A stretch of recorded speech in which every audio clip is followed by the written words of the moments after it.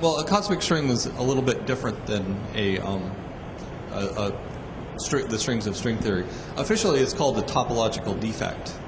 And what happens is that if you imagine, like the last picture that I showed at the end of the talk, where you have a vacuum state, or where empty space has two energy states, a high energy state and a low energy state.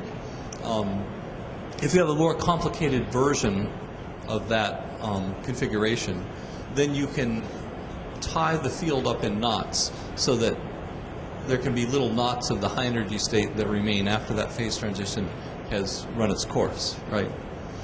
So, and a cosmic string is a particular kind of that kind of defect. So it's like a line-like defect. It's like a line-like entity, and inside the line, which is very, very tiny, microscopic, the space still lives in the high energy vacuum state.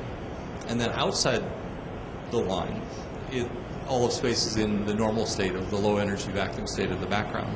But because the high energy state has more energy associated with it, it actually has a mass and it has certain properties.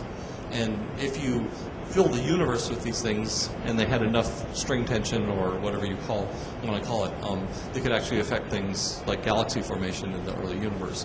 We now think, based on data, that they don't play a role in structure formation, but they could still be there and play other roles. Okay, I'll just add two things to what Brett said. That everything obviously said was correct, but effectively what they are bits of are lines of trapped energy. They're very microscopic in size, but the energy that's trapped is so great that they're actually macroscopically heavy.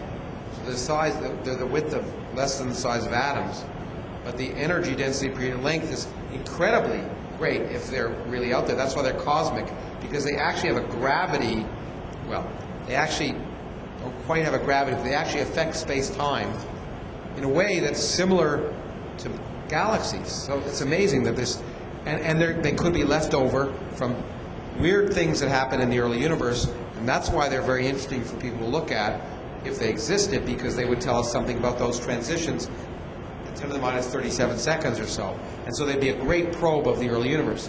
And to add one last thing, the string theorists have gotten in the bargain, because some of them have said that even fundamental strings of string theory might end up, some of them getting stretched to the point of being cosmic strings. So some fundamental strings could be seen as cosmic strings. And there was a lot of interest among some string theorists recently in that idea. I don't think it's gone anywhere, but it might. But it's a possibility.